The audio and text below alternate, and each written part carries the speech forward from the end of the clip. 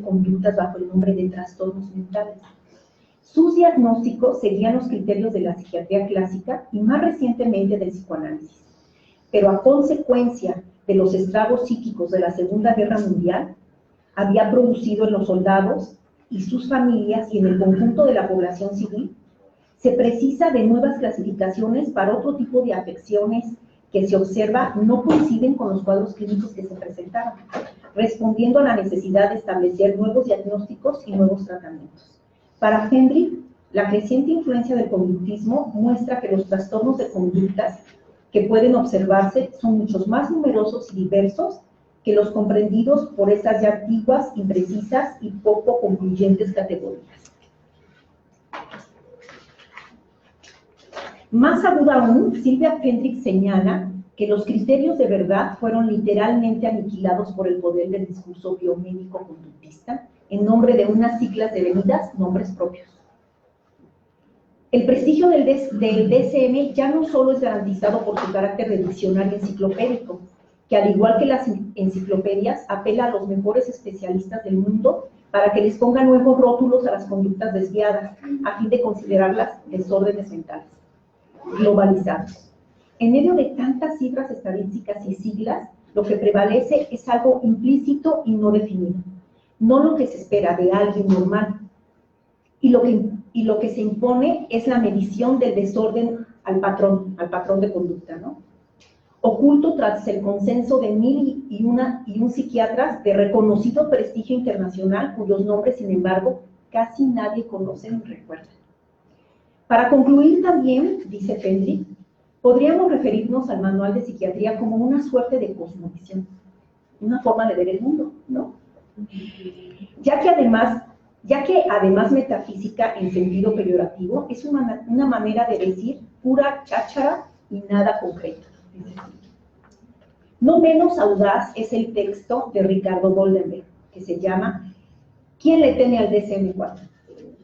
Al escribir que el DSM-4 ya es un adolescente de 18 años, es indudablemente un representante de los tiempos que corren y sí, la infelicidad puede hoy ser diagnosticada como una enfermedad irremediada gracias a drogas como el Prozac y sus sucesores, la timidez, la compulsión a comer, el deseo de fumar, etcétera, entrarán en la lista de la próxima versión como otros tantos trastornos de conducta o mentales, con un cóctel de remedios caros para corregirlos. Y he aquí lo relevante. Esto no es culpa de la psiquiatría, ni mucho menos, dice Goldenberg. Es culpa de los libros que ella consulta. Y yo diría, es el resultado o producto también de nuestro modo de producción, el capitalismo. Diría Carlos Marx, su etapa superior, ¿no? El imperialismo. Por otro lado, otro de los artículos importantes en esta primera parte del libro, que es la que voy a comentar, que es la parte epistémica, está el texto de Germán García, que se llama El psicoanálisis y las terapias milagrosas. Me llamó sobre todo la atención, me interesó, su cuestionamiento sobre la hiperactividad. Considera que se trata más bien de matices, ya que no existe una frontera entre hiperactividad y actividad normal, pone entre comillas normal. Están en juego la tolerancia del medio y las exigencias de la sociedad. Al mismo tiempo cuestiona a los psicoanalistas que se refieren a ella y concluye la abundancia de causas manifiestas y la ausencia de causa también. Dice, el niño hiperactivo tiene energía, vivacidad y no le falta imaginación. Sufre la lentitud de los otros, no soporta la clase en la escuela.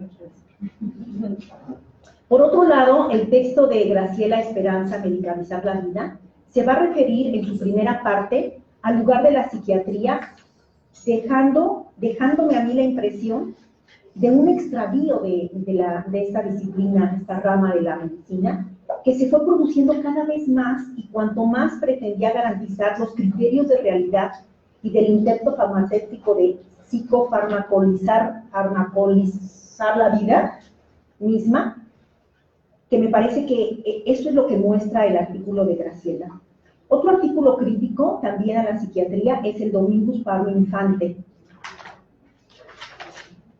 que se llama ¿Para qué y para quién? Así pues, Igual que los rigurosos y críticos, es el texto de Alfredo Jerusalinsky y Nilsson Zimmerberg. De igual manera, en su tercera parte, Cuestiones de vida cotidiana, en el cual encontramos reflexiones de Ana Costa, Cristina Kupler y Alfonso Benjamín, y en su cuarto apartado, el libro habla sobre las cuestiones de infancia. Ahí escriben Elsa Coriat, Esperanza Pérez, Leda Maritza, Fitzer, Ángela, Alfredo Jerusalinsky. Esta sección del libro resulta muy interesante e importante para quienes trabajan con niños, quienes trabajamos con niños, pues destaca lo erróneo, lo absurdo de clasificar y hacer destino de quienes apenas están en proceso de devenir. Finalmente, cuestiones genéticas y neurológicas, wow, qué artículos. Se encuentran textos de Diana Jerusalinsky y por otro lado el texto de María Terzagona, que hablan sobre medicamentos que cómo con el pasar del tiempo se vieron sus efectos y las consecuencias de su uso, como la reserpina y la metilfenidona, ¿verdad? Metilfenidona. Ajá. Antes de advertirnos a diagnósticos y a sus tratamientos médicos, es importante primero reflexionar sobre su uso y su empleo. Les propongo entonces, pues, y los invito a que analicemos, quienes estamos acá interesados por la clínica, con niños y con adultos, hacer un análisis, una reflexión, no como una guerra con la psiquiatría, sino realmente siendo críticos de lo que es el trabajo con vidas, con personas. Gracias. Gracias. Tengo la palabra, Estela. Bueno, este libro, para empezar quiero agradecer que me hayan invitado mis amigos que hace años no veía, la verdad, Jaime Ayala y Conchita Rabadán, quienes han tenido la excelente idea, entonces también, de realizar este hermoso encuentro internacional de la publicación de psicoanalítica en su casa, que además la encontré muy amplia, muy mejorada, todo para felicitar a los dueños de casa. Y creo que para que además hable de mi libro, cuando le conté que había hablado, estaba yo pidiendo, invitada a este evento y le mandé el programa a Jerusalinsky, por eso conseguimos esto, quedó admirado de que se hiciera un evento como este. Le pareció una magnífica idea que se hace muy poco.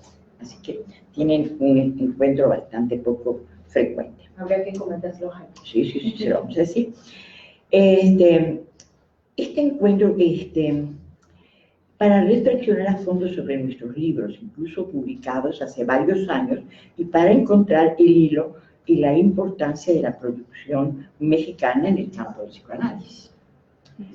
Y agradezco mucho que esta ocasión sea a la vez la oportunidad de rendir un homenaje a quien fue alma mater de este proyecto, a Silvia Pendrick, argentina, fallecida hace ya algunos años, que amaba a México y nos visitó muchas veces, hasta que encontró en México, en siglo XXI en particular, el lugar para darle vida a este exitoso libro.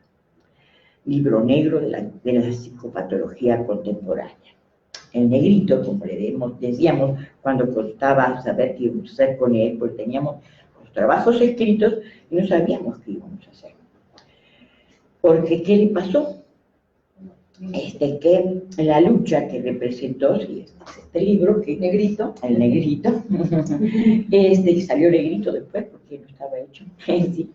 Este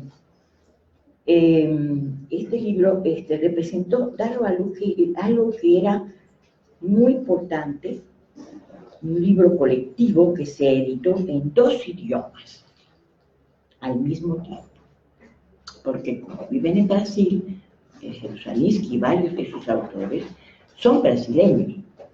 El libro tiene 2 versiones y 2 ediciones distintas que han ido cada uno por su lado. Y entonces pasó que en Brasil pudieron, esto salió en el 11, acá, pero tardó, y ahora después les cuento las vicisitudes, Entonces, pero cuando salió, estaba ya en la segunda edición en Brasil.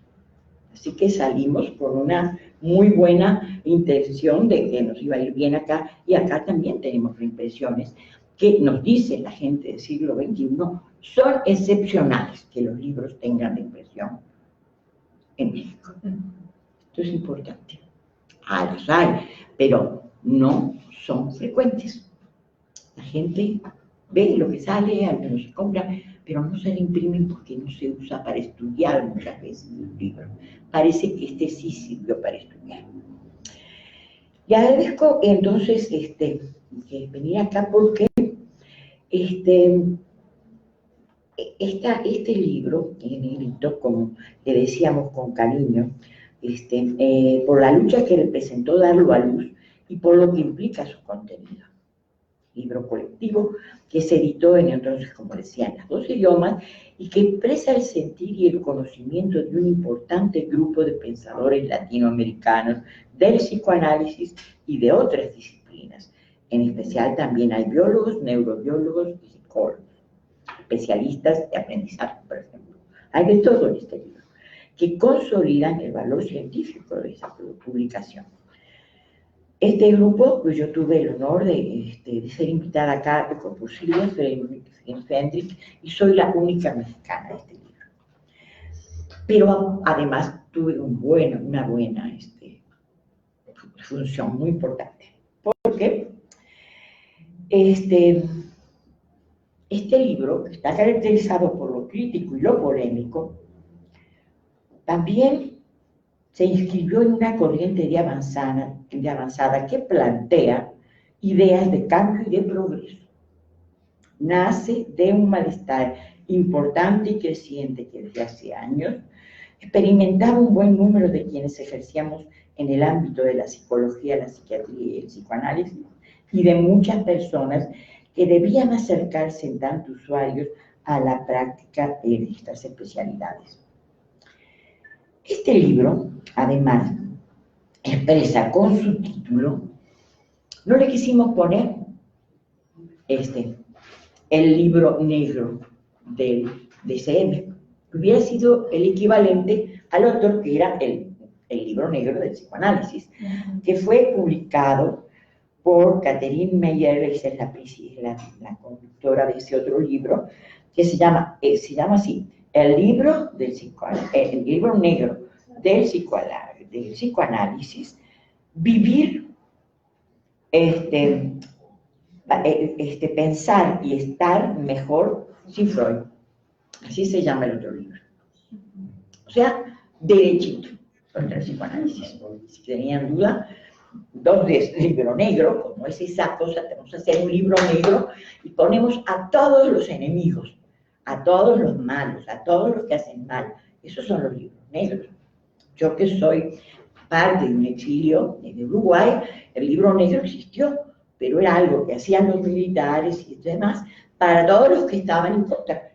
Algunos de ellos ya se habían muerto, otros los habían encerrado, otros salimos corriendo. Entonces, todo eso es un libro negro. Un libro negro es palabras mayores. Entonces, fuimos educados y le pusimos el libro negro de la psicopatología contemporánea. Habría que decir también que esta idea del enemigo tiene algo de paranoico. Entonces, el libro negro del psicoanálisis piensa al psicoanálisis, a Freud, como su enemigo. Sí, por eso el libro del psicoanálisis, negro del psicoanálisis, es vivir, pensar y estar mejor sin Freud. Saquemos a nuestros enemigos que nos hacen sentir mal. Es un título que pueden buscar. Esto está sacado de nomás de internet, ahí buscamos y así se llama el libro. Creo que hay PDF. Yo, la verdad, nunca lo leí. Pero, ¿por qué no lo leí?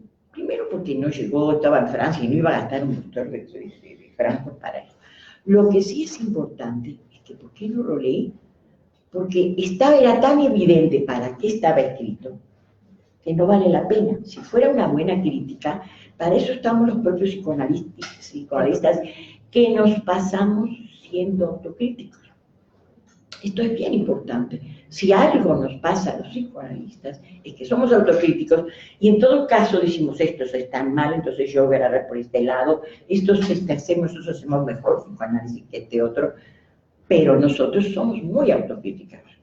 Pero bueno, esto es otra cosa y por eso pusimos de la psicopatología contemporánea, porque esto es lo que les enseña. La psicopatología esta es la que se enseña a los médicos, a los psicólogos, que aprenden, creen que aprenden con el DSM. Aunque les recuerdo que el DSM dice en su introducción que ese no es un libro para estudiar psicopatología, que solo es una clasificación. Y si la gente solo lee eso, no puede entender muchas cosas. Tiene una enumeración que además, como decía esa frase que también tú la dijiste, que es muy importante, esto de que... No la digo, no la dicen los autores. Sí, pero que tiene que ver el tema de que hay una manera de pensar que es justamente, hay que estar muy cuidadosos para poder estudiar las razones por las que se llega a una clasificación, las razones por las que se llega a una medicación.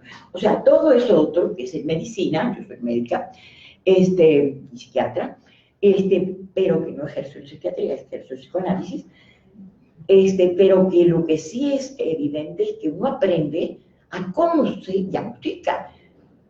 Pero hay una cantidad de gente que hoy día se forma a todo vapor con este criterio de que hay que ir rápido y que el conocimiento está en el DSM. Les voy a contar algunas otras cositas. Entonces, yo creo que yo tuve la suerte de por ser amiga de Silvia Friendrich y haber hecho muchas cosas, entre otras, era una persona tan amante de lo mexicano que allá nos vimos metidas en cosas tipo, ¿cómo se llama esto que te metes con el calor? Un temazcal, hicimos temazcal, juntos, o sea, muy metida en lo mexicano, de Silvia Friendrich. Lástima que se murió joven. Bueno, espero que nuestro libro, entonces, caracterizado sin duda por lo crítico y lo polémico, pueda también inscribirse en una corriente de avanzada que plantea ideas de cambio y de progreso.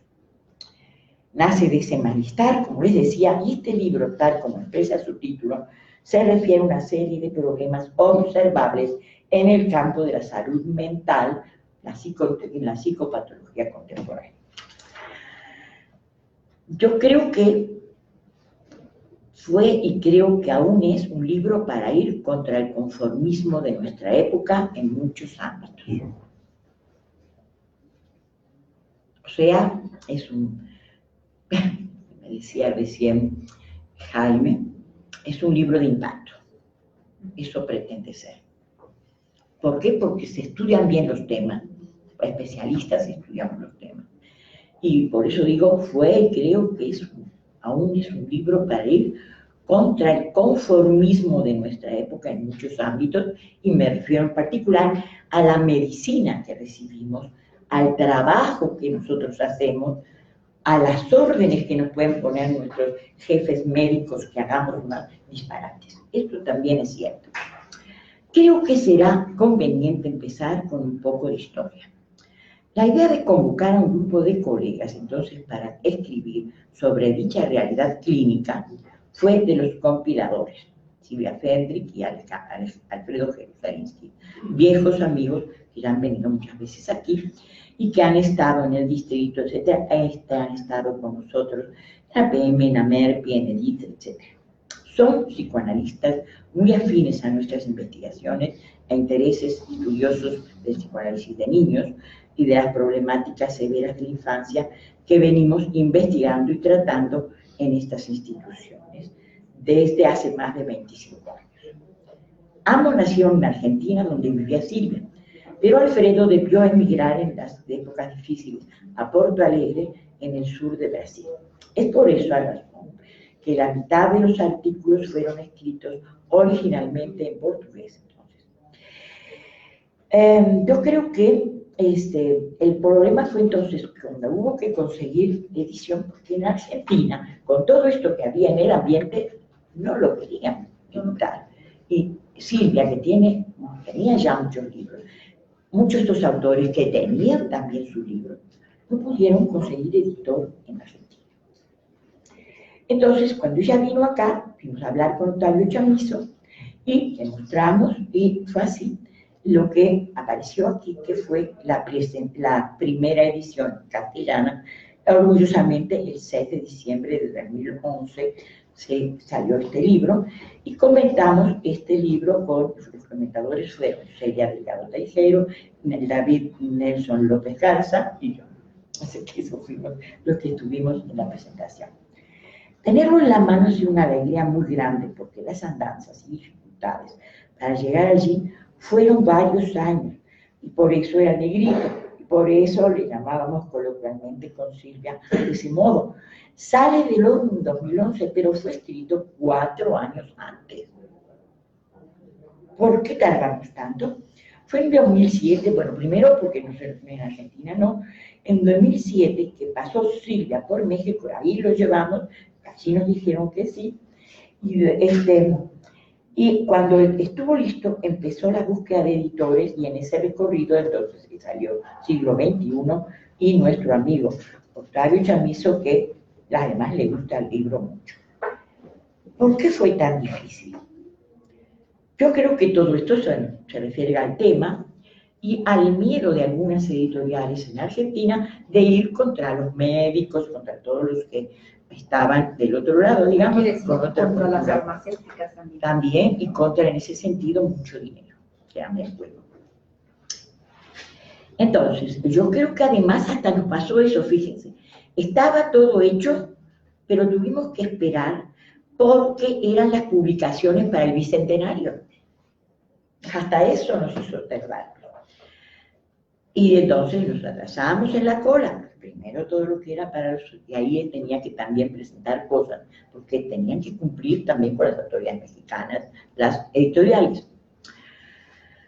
Al final entonces del año 2011, allí pudimos sacar esto, y en ese año había también salido, pero más temprano, la edición Vía Lettera de Sao Paulo, ya tenía una segunda edición en 2011 en Brasil. Esa fecha implicó que no llegó lamentablemente a presentar la primera edición del Negrito mi esposo Juan Carlos Pla, que ya era autor de Siglo XXI por su poesía. Él tenía un poema publicado por Siglo XXI que se llama Un viejo buitre, un libro de poemas, y este libro lo hacía también parte de las influencias que moví. Pero eso no lamentablemente se había muerto, era mi esposo. Ahora, el contenido. Cuando les pongo una pregunta frecuente, ¿cómo se escribió? No es fruto ni de un congreso o reunión especial de los autores. Ni siquiera nos conocimos personalmente en muchos casos, yo no lo conozco. Seguramente vivir en México desde hace 34 años, ¿sí? No, ahora ya creo que más de 40, lo tenía cálculo mal, me ha dejado tener un intercambio frecuente con los colegas de América del Sur, a pesar de mi origen en Uruguay. Sé que como somos en su mayoría psicoanalistas, además de una doctora en ciencia biológica y una neuróloga, debería conocerlos a todos, pero no los conozco. A los demás, he leído artículos, sí, he leído los artículos del libro, parecen en general muy buenos, y a muchos los conozco, y por eso sí me siento muy, muy feliz de ser una de los autores del libro. Después les cuento de mi artículo. Pero además, quiero decirles que hecha la propuesta, nos vinculó una serie de conceptos que se fueron aclarando rápidamente. Nunca discutimos ni recibimos instrucciones. Sabíamos cuánto nos afectaba y sigue afectándonos lo que vivimos cada día, lo que ocurre en el ámbito psiquiátrico. Cada uno de nosotros llegó desde su experiencia personal. En mi caso se relaciona por ejemplo, con AMERPI, con EDIT, que son las instituciones en las que yo estudio y trabajo y que hemos hecho abierto para trabajar con niños. EDIT, que nació en 2005, donde mi labor de coordinación y evaluación, y donde también trabaja es una importante, un lugar interesante para un trabajo psicoanalítico, pero también vinculado con otras especialistas. Allí tenemos también psiquiatras, muchas otras, también tenemos psicomotricistas que hacen también mucha labor, y todo esto hizo que me parecía realmente doloroso lo que estaba pasando con los niños, cómo estaban demanoseados y empeorados luego de largos periplos por consultorios, estudios variados y terapias adecuadas. Mi pregunta era, ¿por qué ha crecido tanto el error diagnóstico y se vuelve crónico en ciertos niños? No olviden que yo sí soy psiquiatra y psicoanalista. Ahora,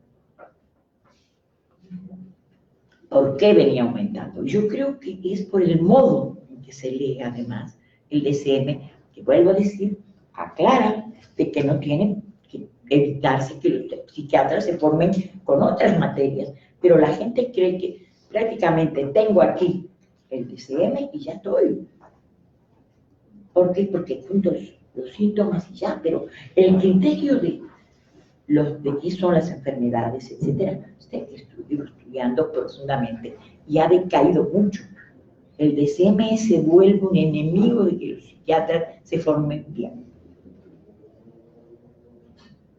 Esto, lo que sí hay psiquiatras después que me digan por acá, puede haber. Ahora, yo creo que mi pregunta entonces es ¿por qué había crecido tanto ese error diagnóstico?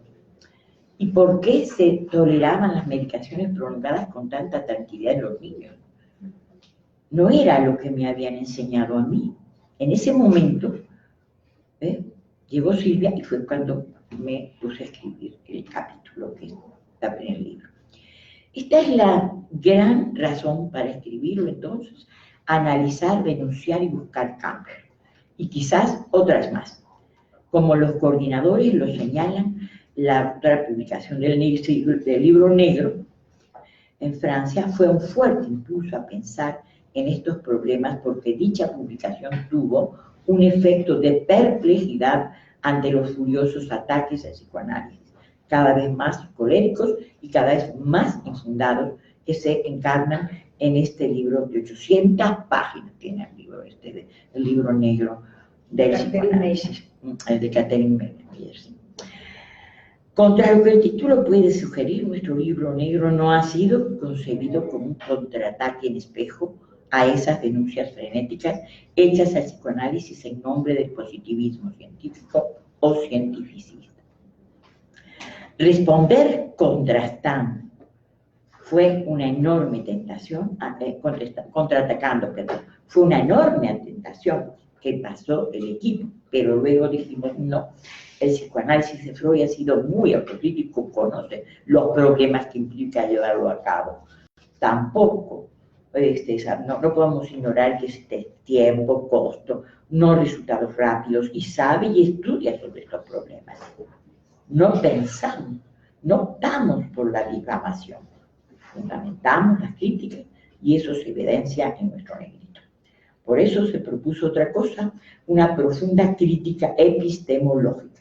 Por eso se dedica a analizar y a ofrecer los resultados de un análisis riguroso del DSM-4 e inclusive de sus antecedentes en el DSM-3, mostrando los errores y las contradicciones que se ocultan detrás de sus innumerables clasificaciones.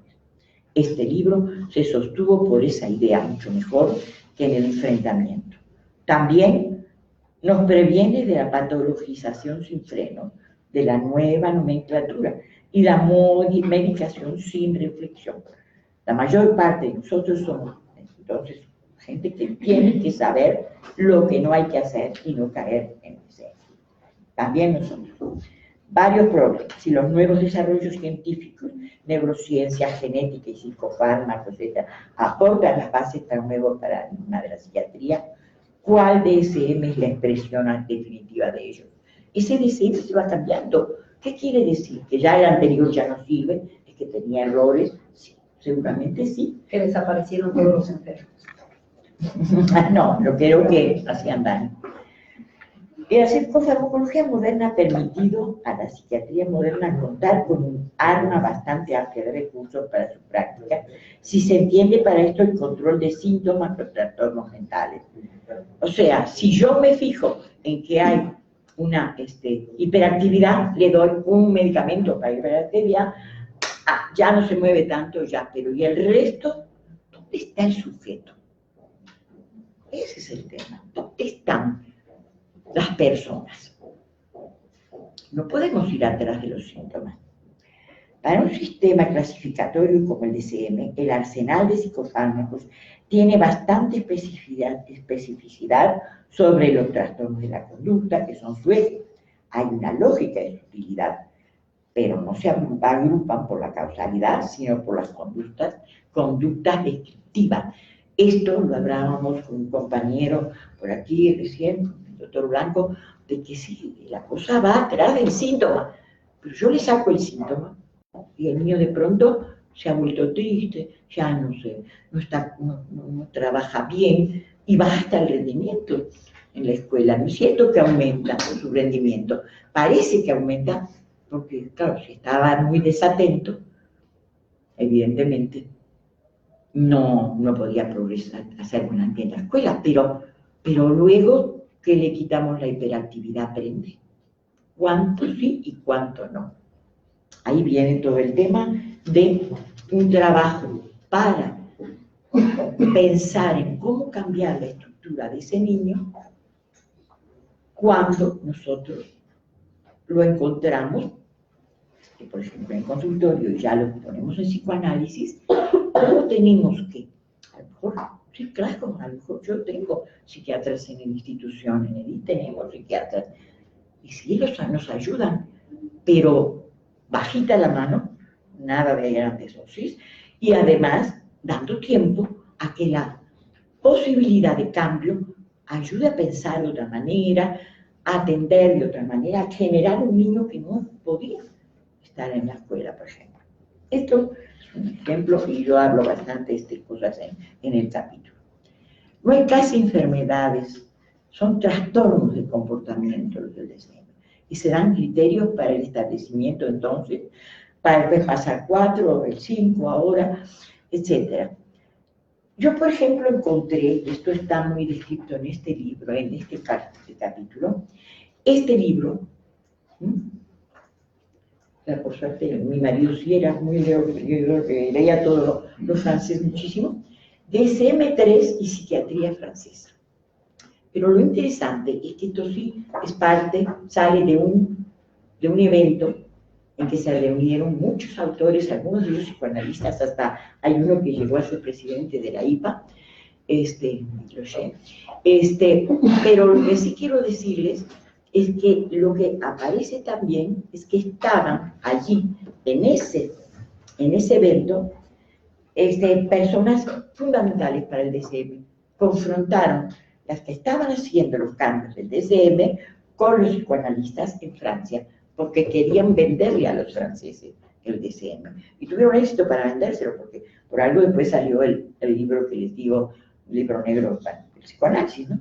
Pero lo que sí es evidente es que allí estaba, por ejemplo, este autor que se llama Spitzer, que fue el que dirigió la revisión del el DSM-3R. O sea, el que hizo la revisión, dirigió esa revisión. Entonces están acá lo que opinaban y nos damos cuenta las opiniones tan cortas, tan limitadas, con las que se hace un DSM, pero no son tontos, son gente que sabe pensar, pero ya después los que lo leen y que hicieron los libros y saben cosas, pero los que leen el libro sin haber tenido una formación en qué fundamentar al DSM, estamos perdidos con eso. Son gente anulada para ser buena clínica. Y buena clínica no se puede hacer si uno no tiene también sólida formación médica para usarlo. y la gente deja de estudiar bien medicina, psicopatología y todo lo que hay que saber, mucho más saber más también de la parte biológica, de los nuevos descubrimientos, cantidad de cosas hay que saber, y no, pues no solo usar DSM. El DSM se pensó también como una manera de que nos entendiéramos con los chinos allá que hablarán mandarín, pero que podrían tener criterios que entendemos qué diagnóstico hacen, porque sería como un lenguaje común, pero no es la solución para nada el DSM.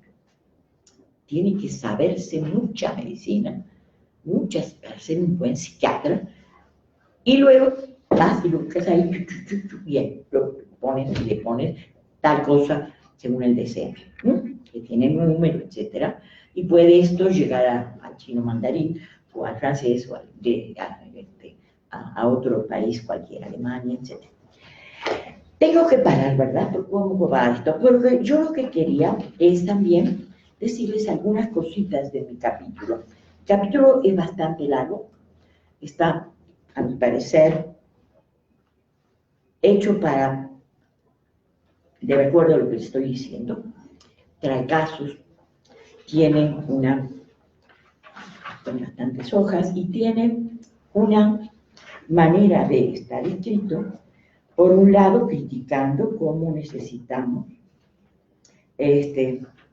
vencer esta situación, es un capítulo que se llama Infancia y DSM, y habla y como yo además me pidieron que escribiera algo sobre el tema de algo que yo he trabajado mucho y tengo libros escritos también, hablé de los trastornos generalizados del desarrollo y el retraso mental, dos temas en que me he especializado mucho. Pero habla en general del problema de los niños que tienen y cómo se diagnostica. Y bueno, yo creo que en este momento, yo creo que les dije lo fundamental que les quería decir, y me gustaría más que nada ver lo que dice Alfredo, que habla 10 minutos nada más, pero lo dice todo muy bien y muy firme como él es. Y también yo creo que hay preguntas como estas en mi artículo. ¿Qué implica diagnosticar en psiquiatría infantil? Es todo un tema, porque podemos hacer un daño, ya más allá de todo lo que se le hace a los adultos. Supongamos que los adultos están más fuertes ya, que no es cierto, podemos hacer mucho daño también con medicaciones que no están pensadas, y si no, ayudamos a que cambie su personalidad. O sea, el psicoanálisis sigue haciendo falta, la psicoterapia sigue haciendo falta. ¿Por qué? Porque no bastan los medicamentos. Eso es lo que te quieren convencer de que ya estás con el medicamento. Y no. Y yo creo que eso, yo puse por acá esto que pasa, qué implica diagnosticar, y ese diagnóstico, cómo debe ser tomado con mucho cuidado y con mucha atención de no hacer daño al niño, y además acompañado de trabajo con padre. No podemos ver niños solos. Bueno, a ver, vamos a ver vamos lo a que pasar dice. Entonces al video de Alfredo, que nos lo mandó Es un video casero que se hizo él con la cámara nomás. Sí. Te recojo tu silla, espera. Toma tu café. Ah, sí.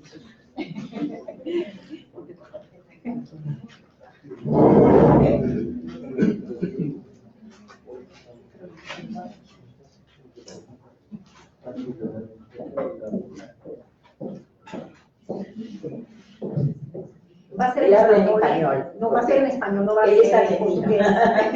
Vive en Brasil, y habla muy buen portugués, pero acá habla. Lo estuvimos viendo, así que debe estar. Sí, ya lo revisamos. Se apagó.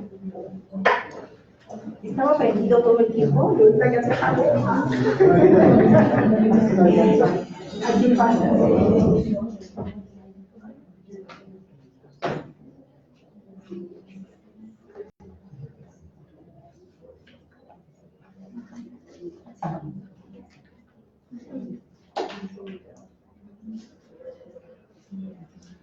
Ya. Ya.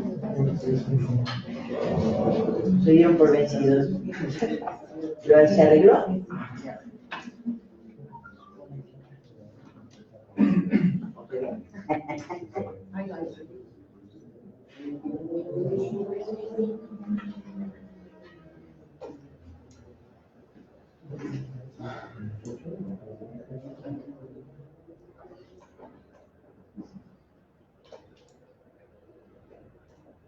Amigos y colegas de la publicación psicoanalítica que han tenido la inteligentísima propuesta de reunirnos alrededor de libros que al mismo tiempo expresan nuestra producción y nuestra investigación, nos reúnen alrededor de principios que nos son caros en el campo de la clínica, de la salud pública, del análisis de los desvíos que en la civilización hoy se expresan en el campo de las rupturas discursivas y en la vacilación y ataque a los lazos sociales.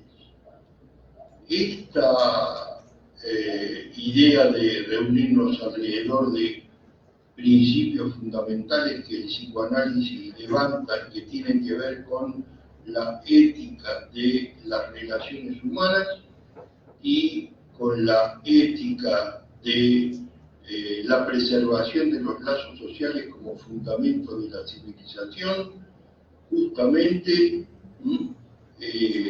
esto me lleva a agradecerles muy especialmente que me den lugar para vertir algunas pocas palabras sobre no solamente esto que nos reúne, sino sobre una particular obra en la que a mí me ha tocado en suerte participar como organizador junto a mi directa ya fallecida amiga, que es conocida de todos en el mundo, Silvia Fendrick. Les agradezco sinceramente el homenaje que a ella en este acto se presta y que yo mismo le presto.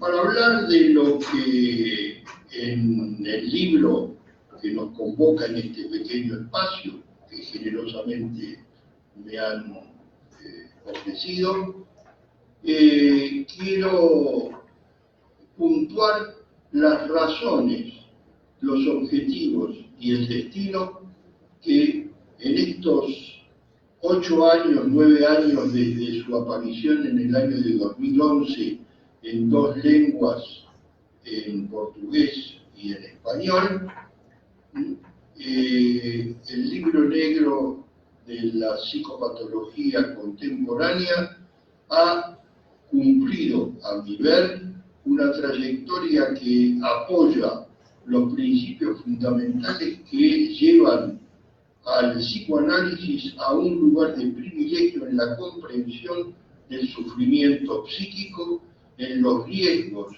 de la destrucción de los lazos sociales y humanos, de los ataques a lo que entendemos por civilización y sobre todo a la destrucción de y al ataque y a colocar en riesgo eso que llamamos sujeto, que es nada más ni nada menos que el punto de intersección entre la cadena significante que representa a un determinado ser en el campo social y en el campo individual y en la intersección, decía, con el discurso.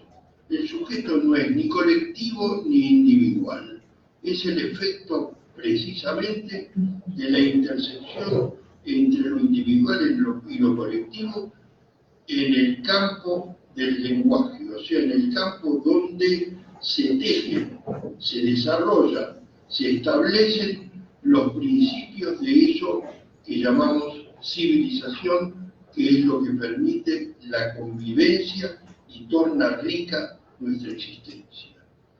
que por otro lado es lo que se coloca al servicio a través de la escucha psicoanalítica de la reducción del sufrimiento mental, del sufrimiento psíquico y de lo que ya en un sentido más propio psicopatológico suele llamarse enfermedad mental. Es por esa vía que se restituye al sujeto no solamente el derecho, sino la posibilidad de ejercer en el campo de la representación de sí en el discurso lo que en él se constituye singularmente como deseo. Ese es el camino principal de la salud y a ello se contrapone duramente la psicopatología contemporánea en el campo de la uniformización y de la estandarización del sujeto, suprimiendo en parte importante la extensión de las formas de representación del sujeto en el discurso. Cuanto más se achica ese abanico, menores chances tiene el sujeto de llevar adelante expresiones sublimadas de su deseo y aún, diría, posibilidad de establecer legitimidad de su voz. Es por eso que el sujeto está más expuesto al sufrimiento psíquico y a la enfermedad mental en la medida en que el totalitarismo avanza y rompe las compuertas que protegen de esta avalancha de imposiciones y de arbitrariedades, protege al sujeto y le da la chance de desplegar su vida en la medida y en las formas de su deseo y su capacidad. Justamente el libro negro de la psicopatología contemporánea está compuesto por trabajos de destacados colegas que han cumplido siempre un papel preponderante en la defensa del psicoanálisis frente a los injustos y inadecuados ataques que la psicopatología contemporánea que tiende a suprimir al sujeto en el campo del deseo para sustituirlo por un ser robotizado que uniformizado queda esclavizado al campo del mercado y esclavizado a ser una pieza en la contabilidad del capitalismo.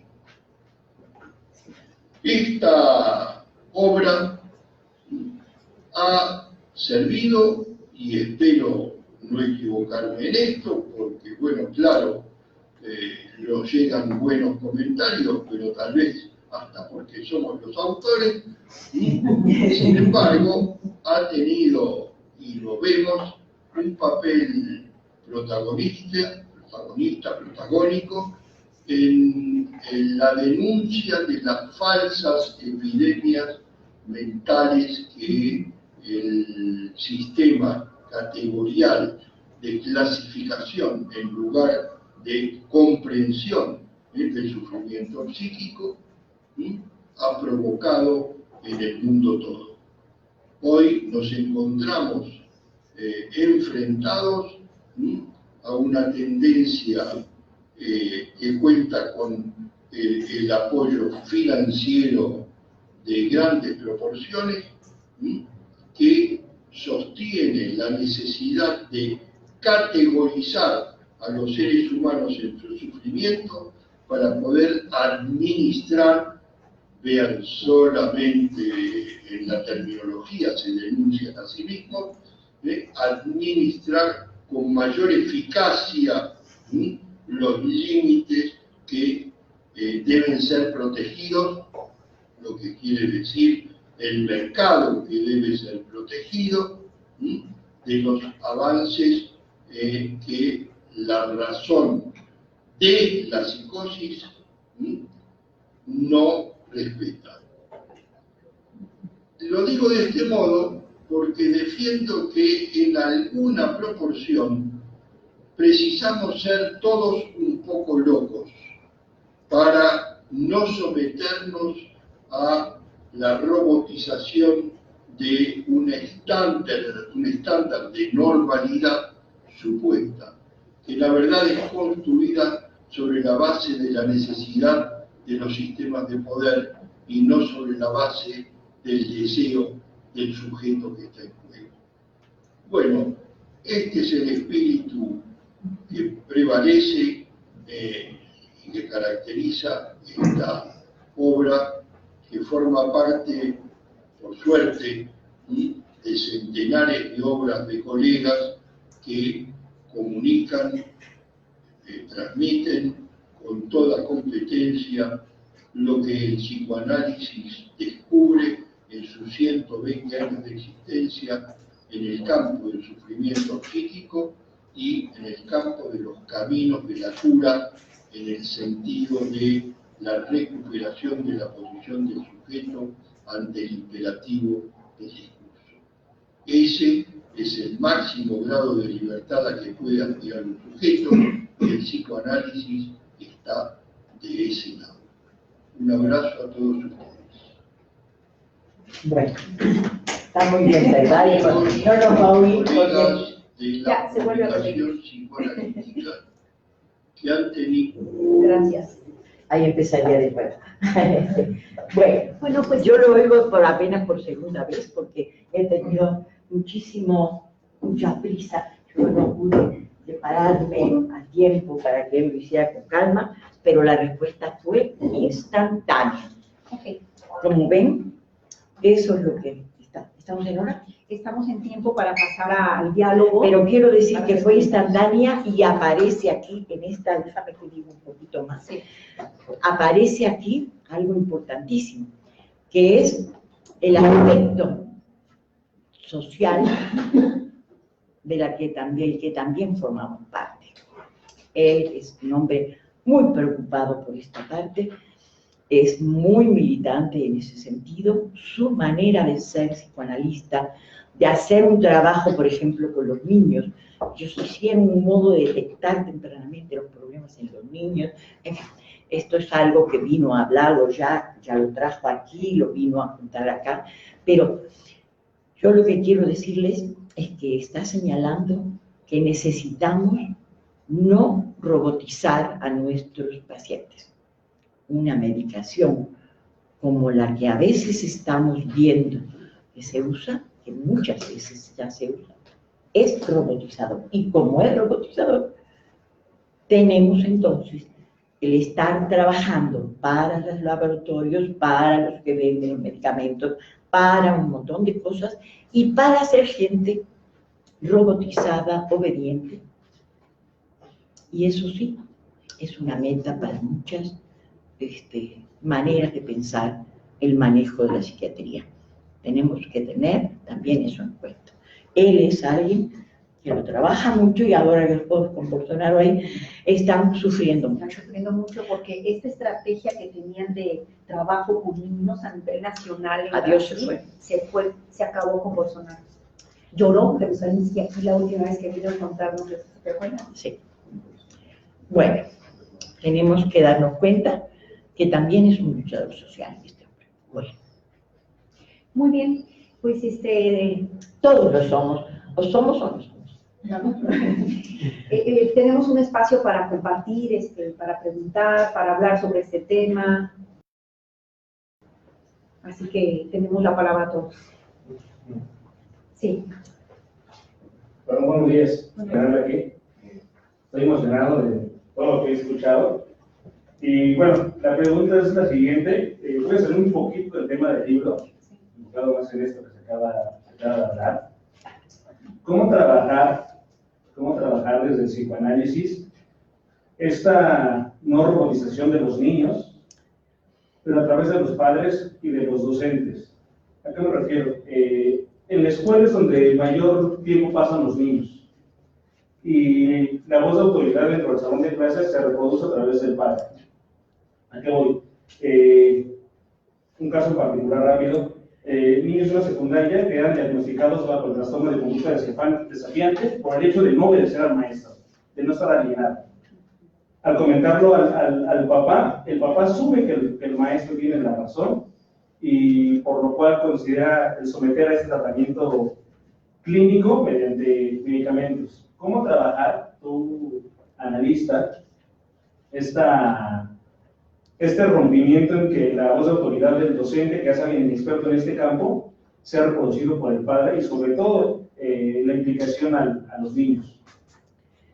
Bueno, es una pregunta compleja, pero ya es un caso clínico prácticamente que nos trae hipotético, que estamos aquí teniendo que pensar. Yo voy a opinar un poco y le voy a pedir también a todos que ocupan, y ella también, que tiene mucha experiencia y trabaja también con nosotros en EDIT. EDIT es una institución que justamente, bueno, el tema es cómo nos llevamos, cómo se llevan los padres y cómo nos llevamos los terapeutas con las escuelas. Si a veces estamos además asociados con alguna médica pediatra, un médico, digo una porque yo tengo es una la que tengo, que tenemos además algo con los médicos y pediatras.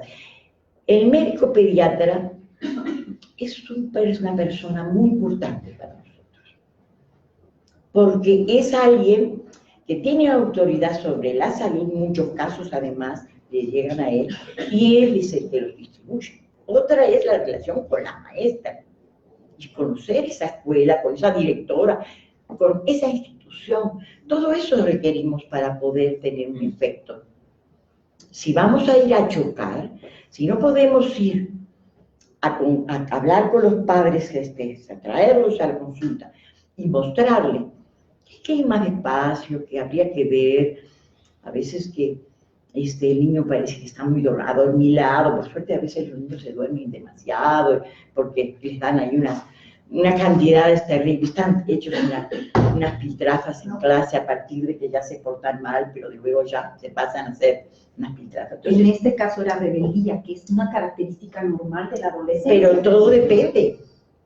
Pero sí, les dan la medicación, pero les van a dar una medicación, pues empieza a ponerse de un modo tal que hay que ponerse, ¿qué pasó con esta medicación? ¿Por qué está así? Ya no es el mismo, ya no estudia, ya no. Tenemos que darnos cuenta que estos son intervenciones psicosociales también. Y que nos dejen trabajar. Es ver con quién trabajamos y empezar a hacer el trabajo para que nos dejen trabajar. Sí, indudablemente ahí hay que hacer un trabajo con los maestros, ¿no?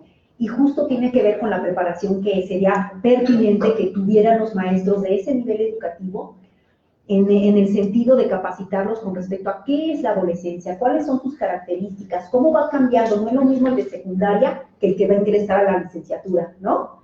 Porque termina hasta los 19 años. Entonces ahí el docente necesita de una capacitación y saber cómo sortear esas dificultades propias de esa edad, de esa etapa del desarrollo, ¿no? Que es muy interesante, es muy importante, pero que implica este tipo de conductas, ¿no? Y que justo el maestro los quiere así todos sentaditos, ¿no? Que nadie lo moleste. De esos grandes y vinieron con su dosis de no sé qué. Pero el adolescente no. No la necesita. Se requiere justo, como dice Esperanza, una intervención más psicosocial de trabajo con la escuela, con esos padres, para sensibilizarlos con respecto a qué etapa, qué implica la etapa del desarrollo de la adolescencia, cuáles son sus características. Es normal que sean rebeldes para empezar, ¿no? Es regular que sean así, entonces hay que sensibilizarlos y ver qué estrategia implementar, porque hay muchísimas estrategias, con chicos que están en rivalidad con el maestro, que, podemos decirlo rápidamente, sin generalizar, tiene un lugar paterno, ¿no? Tiene un lugar paterno. Entonces, a lo mejor esa rivalidad no se expresa a su papá, se le expresa al maestro del grupo, al que se enfrenta, y si es peor de rígido que su papá, pues ya se armó la rebambaramba, ¿no? Entonces sí, hay que hacer una estrategia psicosocial. Ahora, después no te alcanza la vida porque hay que hablar con demasiadas gentes e intervenir sobre varios niveles. Por eso, a veces uno tiene una escuela o un lugar con la que trabaja más, porque es imposible, sino porque es bien complejo, es una intervención psicosocial también, poder hablar con los padres, ayudarlos a que se sepan defender y hablar con los maestros. Y si es preciso, buscar una escuela que sea más ad hoc para las características de estos jóvenes, en el caso que mencionas, Víctor, ¿no? Nos restan 10 minutos, así que vamos a aprovechar. Vamos. ¿Algún comentario? Sí, es médico. A ver. Ya se Van a hablar en un lenguaje similar. A ver. Bueno, yo más que nada un comentario, por ejemplo, pues como decía la maestra, ¿no? Tenerla aquí, más que nada porque la cuestión de que utiliza el DSM-4 pues, o el DMC-5 ahora, la cuestión es de como encasillar mucho a los pacientes, ¿no? Pero pues nada más se le da, por ejemplo, no sé, hablando rápido, un niño con TDA, pues muchas veces lo encasillan y dicen, no, este es un niño que tiene TDA y es un niño inquieto, todo este rollo, ¿no? Se le da el Ritalin, el metilfenidato y ya, se acabó. Y es un niño tranquilo, pero como dice, no vemos las repercusiones que tiene para poder el aprendizaje, todo este rollo, ¿no? Pero, por ejemplo, tomando el libro negro, dicen que pues, en cierta forma te orienta a tener, que es como una clasificación taxonómica para poder decir, pues obviamente tiene afectación a nivel de, si es un niño que tiene TDA, es un niño que tiene problemas a nivel familiar, a nivel de la escuela, a nivel social, todo este rollo. Pero entonces desde ahí es donde deberíamos de abarcar, porque ahí es donde está el problema. O sea, está el problema a nivel social. Así, entonces, habría que ver a nivel social, a lo mejor cómo se lleva con sus amigos, no tiene amigos, a lo mejor a nivel familiar, y es donde entra realmente el psicoanálisis a rescatar toda esta situación, que a veces puede ser que sí, pudiera tratarse de forma aguda, una situación vital, para poderlo tranquilizar, y nada más como por inicio, y ya después quitar la medicación, y seguir con psicoanálisis, ¿no? Finalmente, ¿no? Bueno, ya tenemos un pensamiento que es justamente integrado y no es un dador de medicamentos y nada más. Eso es el tema. Yo creo que lo que plantea, por ejemplo, es imposible dejar de pensar quién es ese chavo, pensarlo más ampliamente, en su ambiente, en su situación, en muchas cosas. Y también incluso en lo que consume, en muchas más cosas, ¿no? Y cuando digo consume, me refiero también a las horas de celular que utilizar, que es todo un consumo. Bueno, entonces ya tenemos que saber muchas más cosas. Un psiquiatra no es un administrador de píldoras, es una persona que estudia una situación global. Y nosotros, psicólogos, yo soy psiquiatra, pero los que son psicólogos tienen la misma función. No van a usar solamente el criterio de dar píldoras, tendrán que ponerse muy firmes en ese sentido para poder ver cómo hablar con esas familias, con las instituciones que se quejan del chavo y sus conductas, en fin. Es toda una intervención. Por eso digo que a veces tener una institución nos ayuda porque podemos tener varias intervenciones a nivel de lo que el niño específicamente o el adolescente necesita. Vamos a ver qué más dicen otras preguntas. A ver. Quería hacer igual, siguiendo la línea de mis compañeros. Yo creo que también es rescatable pensar en las clasificaciones para poder delimitar. Hay casos realmente documentados que los neurotransmisores no trabajan y necesariamente se tiene que dar alguna medicación, ¿no?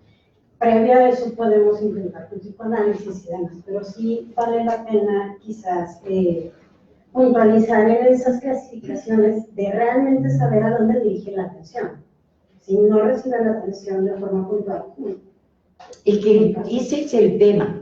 Yo creo que ser un buen clínico y saber cómo hacer un diagnóstico, algo de eso hablo acá, porque hablo de qué significa diagnosticar y cómo se diagnostica o cómo se intenta diagnosticar, porque a veces ya te vienen con el sello y porque también le dijeron tiene que hacer psicoanálisis, ya viene todo predispuesto en contra. tampoco somos genios así de magos. Entonces, tenemos que darnos cuenta que vienen las situaciones abiertas a que uno piense con el paciente, lo piense a él y lo ayude a pensarse, si es un joven o si es un niño. Los niños se piensan a través del juego, se ven a sí mismos, se sienten enriquecidos por lo que juegan. Y ahí empiezan a mejorarse. Pero tenemos que tener la alianza de los padres, que puedan esperar un tiempo, que no quieran resultados rápidos, y darles cuenta también de que ellos, para los resultados rápidos, ya le han dado cuantos frascos y no les ha dado resultados. O sea que tenemos muchas cosas para hacer, y a veces tiramos con piedras también a los psiquiatras, pero los psiquiatras metidos en la cabeza de los padres también, ¿no? De que cuántos frascos le ha dado, y sin embargo el muchacho no va mejor, por algo está acá. ¿Cómo lo pensamos de nuevo todo el problema? Y pensar la cosa mejor, cómo se piensa, cómo se diagnostica con los padres. Y yo creo que se obtienen muchas cosas. Pero para eso tenemos que tener también la formación de la aproximación clínica con los niños, con los padres y con los maestros, ¿no? Y con los psiquiatras, que tener alguno también de confianza también es bueno. Porque yo creo que eso es el otro problema, es que no nos llevamos con la otra parte del equipo. Y eso es bien complicado. No nos llevamos, tampoco estamos peleados, cada cual loco con su tema, como dicen, ¿no? ¿Qué hacemos? ¿No? Que era lo que decía Jesús, que todos tenemos algo de locos. Yo pensaría al contrario de como tú piensas. Diagnóstico, no hagas diagnóstico. Primero conoce al niño, cómo juega, cómo se relaciona, cómo juega con los objetos, cómo le habla a la mamá, cómo le habla a la mamá a él o al papá, y después piensa en un diagnóstico. O sea, darse tiempo para ese diagnóstico y darse espacio para que el niño que te conoce se quiera quedar contigo. Si tú empiezas por esta cosa, listos estamos. Primero que ni sabemos, porque a mí me lleva tiempo diagnosticar.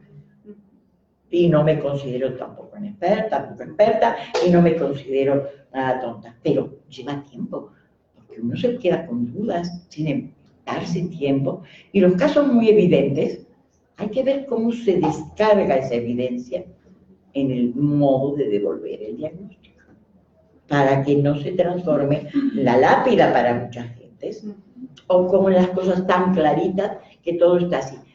Porque hay que ser más, para las cosas claras hay que ser más relativo en su manera de devolver.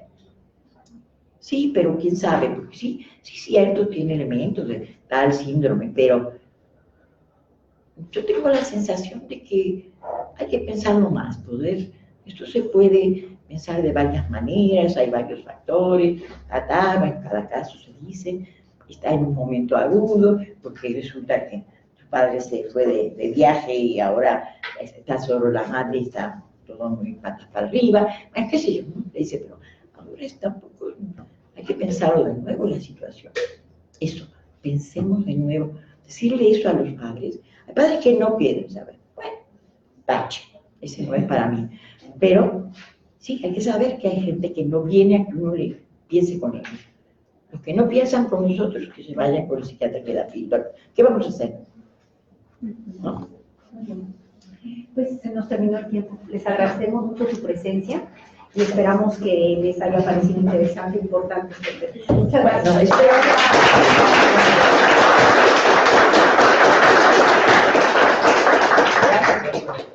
gracias a todos. Gracias a ti por haber estado. Bueno.